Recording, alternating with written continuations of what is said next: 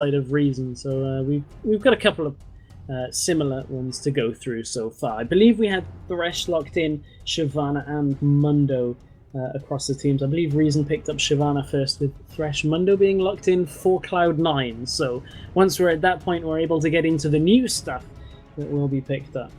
That's already demonstrating he has a much better memory than I do.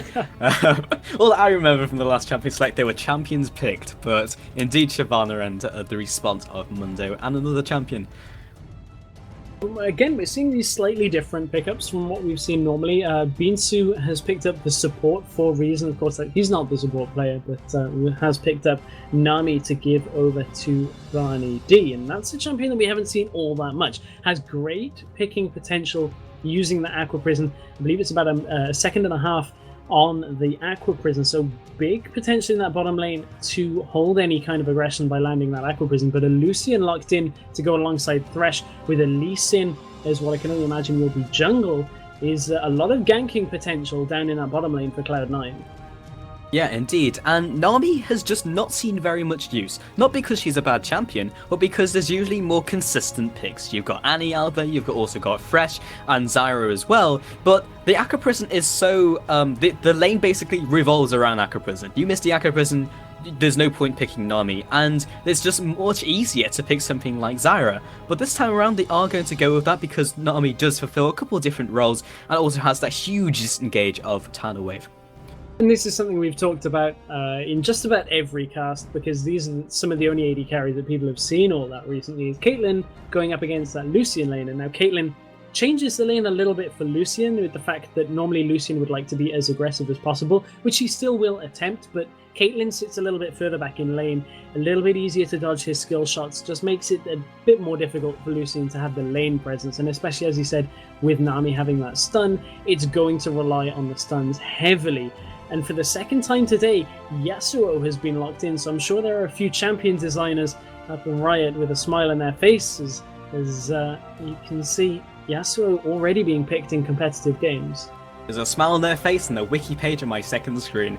So yeah, we'll see what the last pick is from Cloud9, and indeed Ku will most likely be playing Lee Sin, which I'm very happy about. It's kind of his style of jungler, which is very aggressive, get in the face of your lane opponents and really look for those early kills and look for the snowball. They are a very aggressive team, which is always nice to see. Very reminiscent of Cloud9 North America.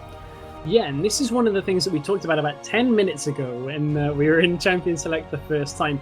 Kayle is available, and Kayle is the biggest counter to Vi. Obviously not in a matchup sense with the fact that Kayle's not jungling in this case, but the ultimate of intervention will prevent the damage on the target for Assault and Battery and allow them to get out alive. So Cloud9 have got good teamfight potential once again with that re-engage here. They do indeed. So again, we see the full lineup of Reason Gaming coming out here. So they have strong engage from both Vi and also the Shyvana, and then some good peel as well.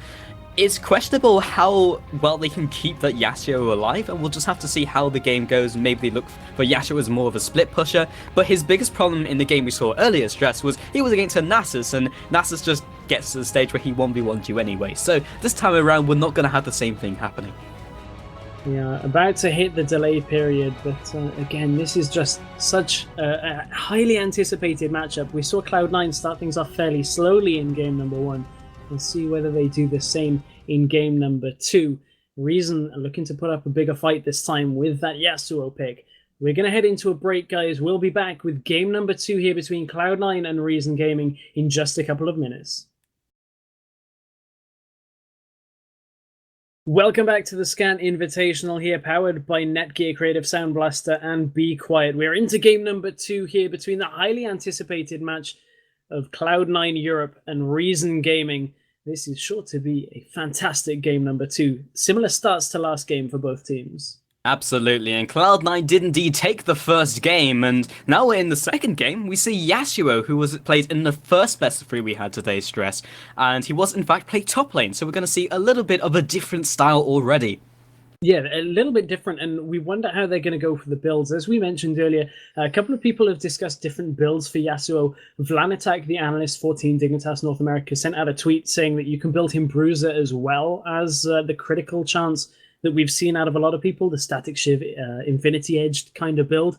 We saw that earlier. I wonder whether we'll see the Crit Strike build again coming out from Reason now. Odamna is going to get a good ward early on. They're going to be able to spot any attempts here at blue. So Cloud9 getting a little bit of a deeper jungle vision early, but good wards out already from Reason. I almost feel like Beansu didn't expect him to ward that early, because otherwise he would have quickly skilled the Twin Bite and just cleared it instantly. And that would have been really, really annoying for that Mundo lane. Yeah, that would have been a little bit difficult for him to contend with. Now, this is... oh, Bubble actually lands in the bottom lane already. That's what Cloud9 have to be careful of, is that Aqua Prison early on, because it's such a long stun duration that it's going to pretty much result in a kill or at least blown summoners for Cloud9 if they land it. Yeah, and it all revolves around landing those Aqua Prisons, and if you don't, then there's no point running Nami. But the fact that Barney D's first ball was landed, we hope that the rest will land as well, Stress.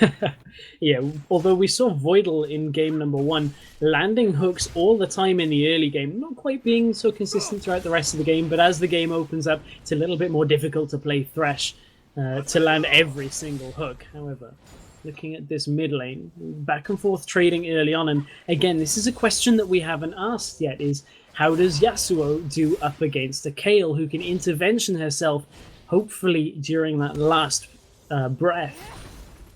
We simply don't know, Stress, because we just haven't seen enough of Yasuo in competitive play. So, indeed, the game we had earlier was the first game I've ever casted of the Yasuo in competitive play. So, we'll just have to see what Senkux does in the middle lane. And again, Last Breath will be completely mitigated by the intervention. So, in a one-on-one trade, he should be able to play around that. But with the gank intervention, there might be something changing that trade. And one question I have for this game is Reason's team composition is heavy AD. There's just the ability for Cloud9 to build armor and mitigate quite a bit of the damage that Reason will output. Take into account the intervention as well. It may be difficult the longer this game goes on as Cloud9 start to itemize against Reason Gaming. And it's very easy for them to itemize against them, because typically you don't always have champions who you want to be building a Zhonya's Hourglass on, or you want to be building a Randuin's, but in this case they do. So it's either they snowball really hard, or they just get out-itemized, and even with a little bit of gold, that becomes an issue. Beansu finds himself Q in the top lane, who has that double buff, jumps forwards with his ward, auto-attacks will consistently slow him down, lands the Q, Flash is being forced from Beansu, Burnout will drag him back to the turret, but some pretty good harassment for the early game.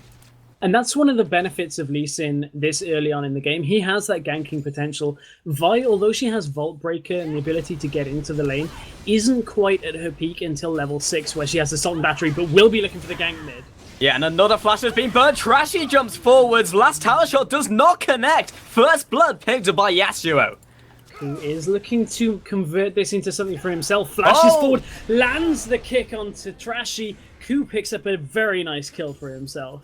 Very smooth. Flash forward into that Sonic Wave, and Senkux will be just sitting there as well. Already his Steel Tempest Whirlwind doing a lot of damage to Ku.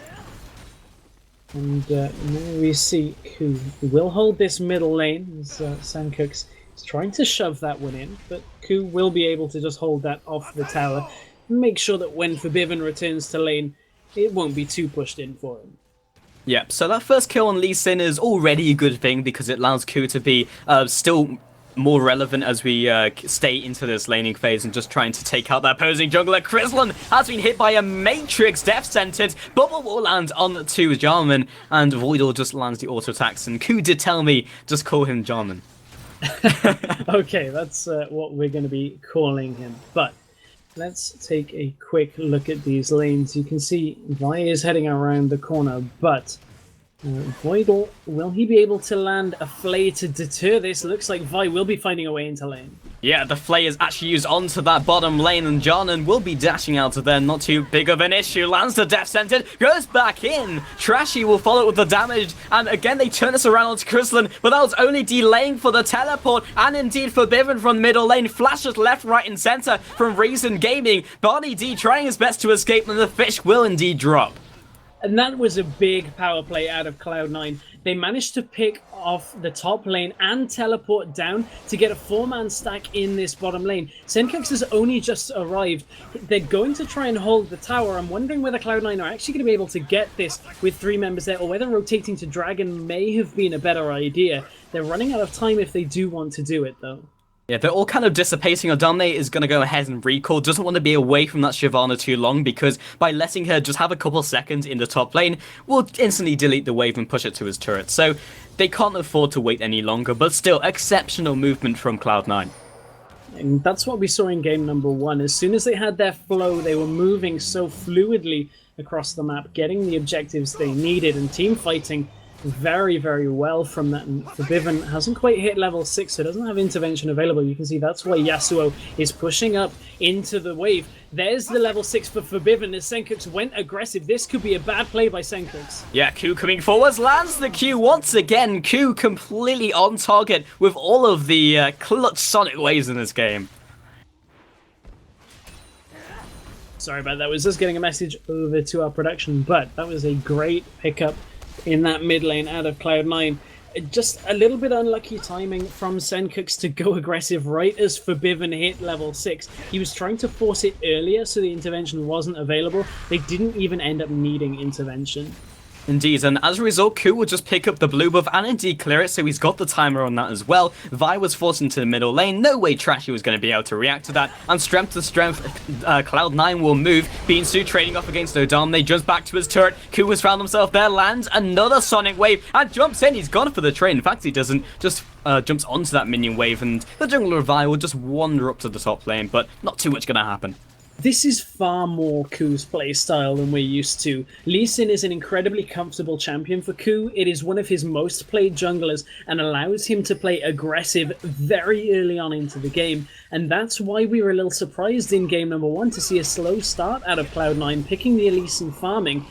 Ku on a more familiar champion of Lee Sin, now at 3-0, and we're only 8.5 minutes into this game.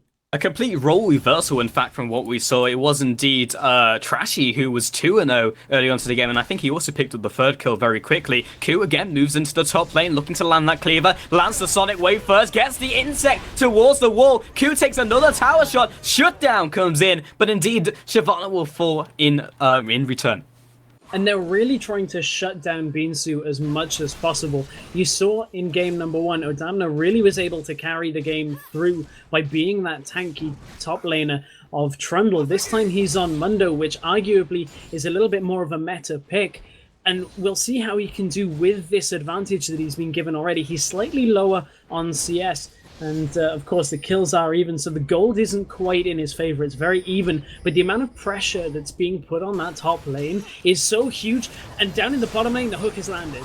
It has. They've got for the engage box, comes out, Chrisland will just instantly drop. Barney D is also on the point of contention, but we do have the intervention being popped at perfect time. Ku in this 2 versus 2 trade, Trashy drops, jump over the wall by Forbiven, and the ignite will be enough to finish him off. Senkux, perfect I wanted to call it Shockwave, but the Whirlwind knocks them all back, jumps through them with his E, not going to be quite enough. Double kill secured by Q, and the Dragon on top of that as well.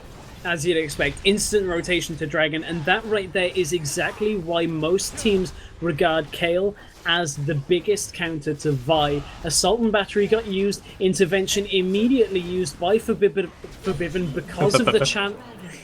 As I'm stumbling over the words, I keep wanting to call him Forgiven, but by Forbiven, as the channel time of Assault and Battery makes it incredibly clear who that ultimate is going on to. So really nice play there out of Cloud9, and they have themselves in a bigger lead than they did in game number 1. I'm like, okay, so Yasuo is dashing forwards and he knocks everyone up in a small circle. Shockwave, right? That's how my brain is working, but it's actually not. So I'm not even sure what to call that combo yet, because it doesn't actually have a name. But but that combo is the kick coming out onto Barney D. Dash forward comes out of Lucian, but a very nice acrobatism locks him in place. They've got to be careful they don't take too much damage, because here comes Trashy. Doesn't have Assault and Battery available. They are chasing on. But I have a feeling Cloud9 are going to get out of this one. Yeah, Jarnan will just wander back to his turret along with Ku, and I don't think Ku wanted to go too Lee Syndrome there and jump back in, but Trashy, without his ultimate, can't do too much else. Yeah, nice insect play coming out there from Ku. Yeah. Again, just such a comfortable champion is Lee Sin. Already 5-1. Wow, that jumped up and I didn't even notice it. He's just collecting kills and it's just like, yeah, that's cool, you know. We don't need to comment too much on that, but with the dragon being down, there's no points of contention on the map, and we will be returning to these laning phases, and I think most of the jungler present will be committed on the middle lane, as we both have them around this area. Ku jumping forward onto the minion, flashes forward, and lands the Tempers into the cripple, and will just be counter-ganked very smoothly by Trashy. Yeah, Trashy didn't have his ultimate available to begin that one off. It came off cooldown just a couple of seconds ago, so couldn't really go for full counter gank, but here it looks like the kick will land backwards. Assault and Battery comes out. Assault and Battery knocked him back. Intervention also wailing down onto Ku. Indeed, the tower shots will also be falling, but they just, again, back on off. And I just realised that Trashy and Last Breath have a very good synergy. Yeah, that is quite a good synergy indeed. And now, one thing to comment on with these early kills being given over to Ku is Senkux actually looks to be aggressive. Not sure that he really wants to do that with a 5-1 Lee Sin. Lee Sin's utility starts to fall off during the late game. Getting kills is really good for the mid game. Meanwhile, down in the bottom lane, I'll finish that point in a second.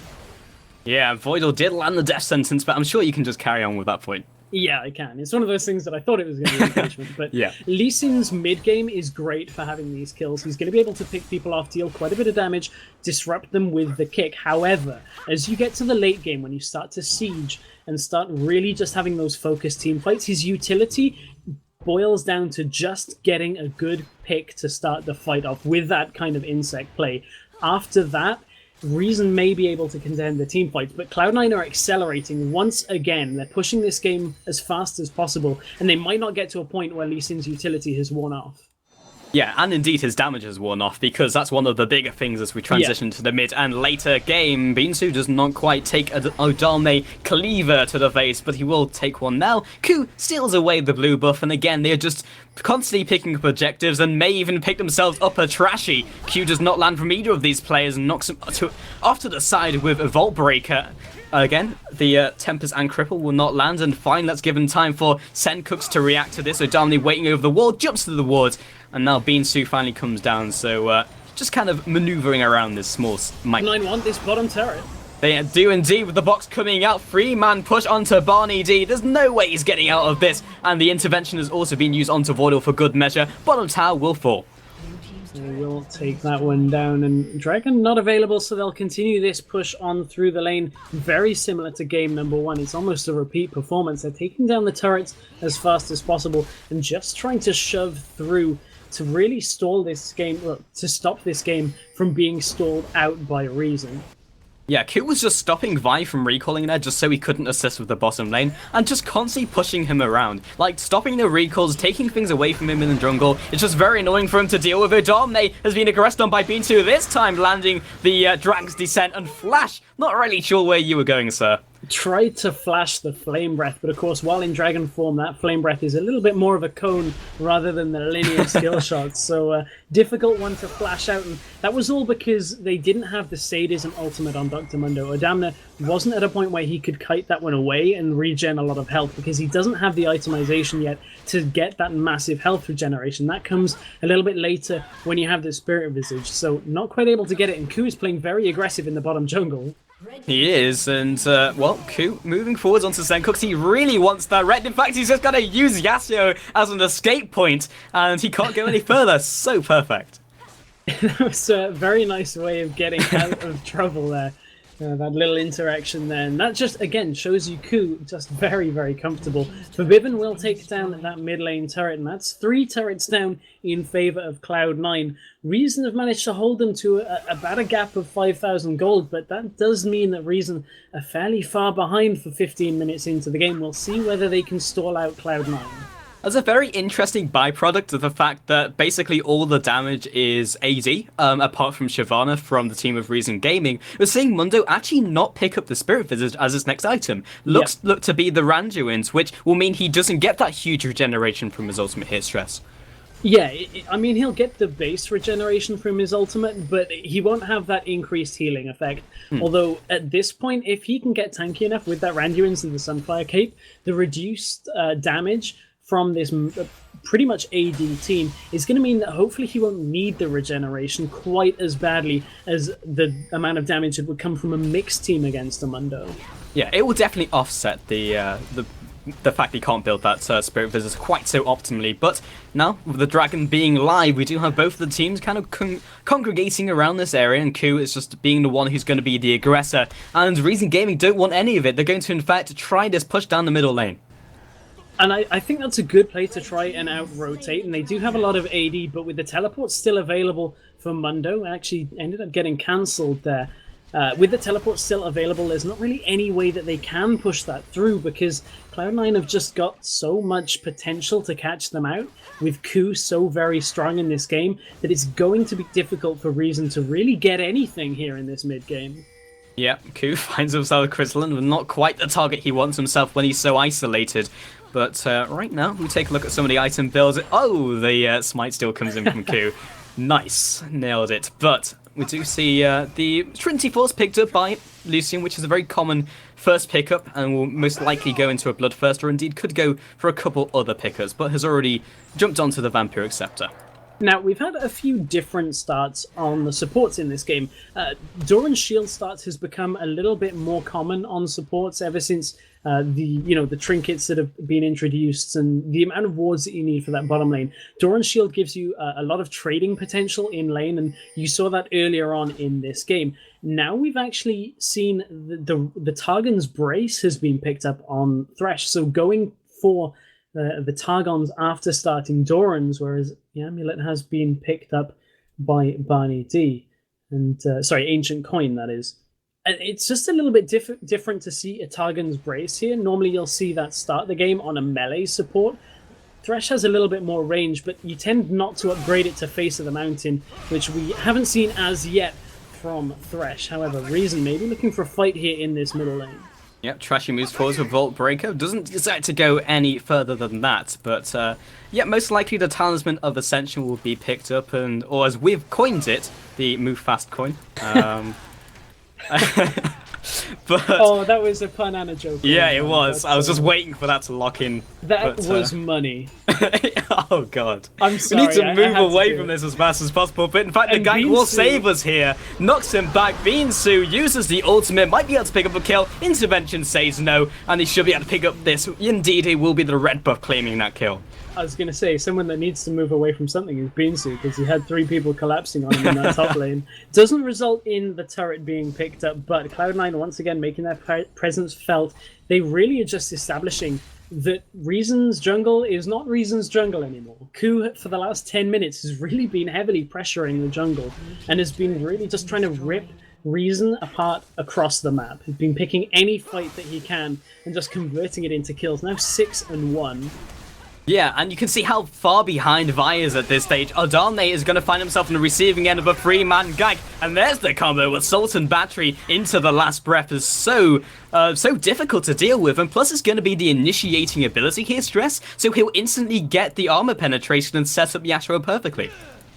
You can't be that confident, though, Adamna. There were 4 members of Reason around, and you may be Mundo and you may go where you please, but without that extra regeneration, 4 people will burst you very quickly 4 versus 1. So it's not really the best play there by Odamna, overextending, but Cloud9 do have a good lead in this game. Yeah, they're still in very good shape, and they can afford to just let Mundo do whatever he wants at this stage. Because a lot of times, you'll have this split push in and be like, oh, it's a free kill, and then the rest of the team's just mobilizing around Baron. So it's something you have to be careful of, especially when you have these tanky champions who are just trying to soak up your time so the rest of the team can do something more relevant.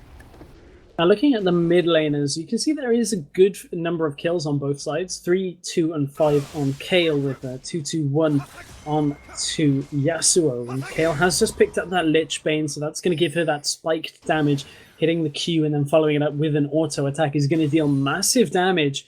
I just wonder who will be able to get more damage off in these fights, because with the armor stacking already in place from Cloud9, you can see Randuin's onto Dr. Mundo, and a Warden's Mail with a Giant's Belt. That'll go to another Randuin's onto Lee Sin.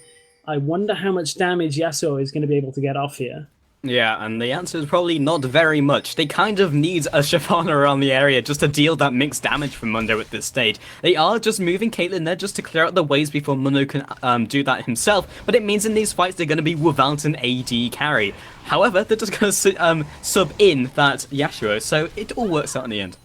Cool look to follow up. Couldn't quite get... Well, he followed up with the Resonating Strike, but his team were a little far behind. Interestingly enough, we see Voidal has made the... Relic Shield into the face of the mountain, which I've had a couple of discussions with people, and the gold efficiency on the final item this early on in the game is something that people have questioned, but it's also something that isn't quite known yet. It's very new to the competitive scene that we've had these extra support items, so it's interesting to see a support the caliber of Voidal deciding to convert that into the face of the mountain, which of course will give a member of the team the shield as a percentage of his health.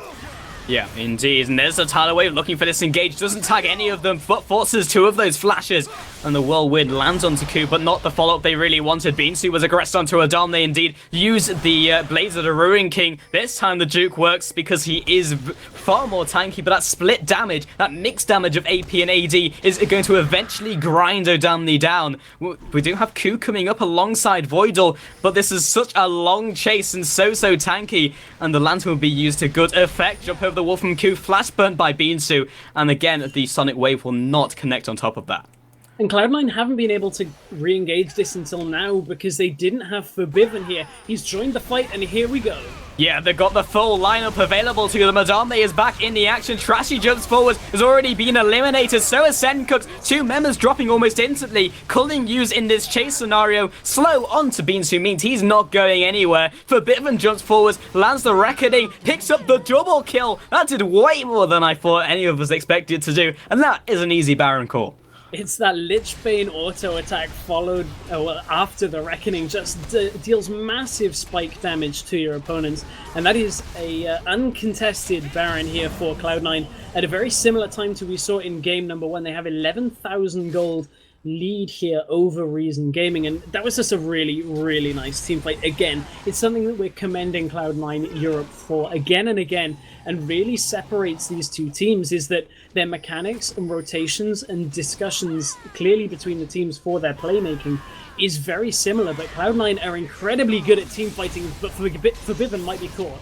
Yeah, last breath actually knocked him up during the channel for the Lantern, but he's still just flying away from this engagement. Reckoning chunks down Sencooks. Does not want to go any further on that one without the vision. So Cloud9 again just get that 3-man stack in the middle lane. And they're pinging onto Dragon. They know that mid tower is very low health as well, so whichever they decide here, looks like Jarman really wants to take down that mid tower, but there's a good few members of Reason still around, so they smartly rotate out and won't pick up the Dragon. Now, they've completed a good few armor items. Both Randuins are complete. You can see the Spectre's Cowl will provide the magic resist now for Odoamne to start getting towards that Spirit Visage, which will see him start surviving a little bit longer from that increased regeneration. So we've reached the point already where Reason might be in a bit of trouble.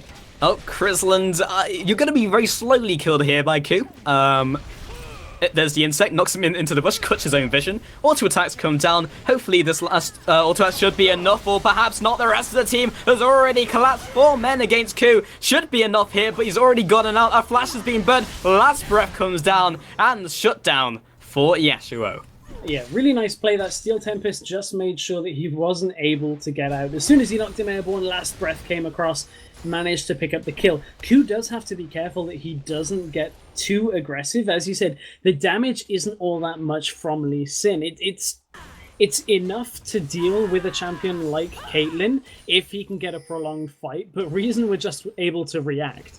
And that's what the position that Cloud9 have to be careful of. Ooh, hook lands onto Trashy. They follow up with the Lantern. They've gone for it, and he instantly drops. My god, the damage. 40% in an instant from Forbidden. Also found himself Chrisland. All 3 hits him in an instant. Senkut also dies. Triple kill comes out. There's worrying 1 by 1. All for these kills to be given for Forbidden.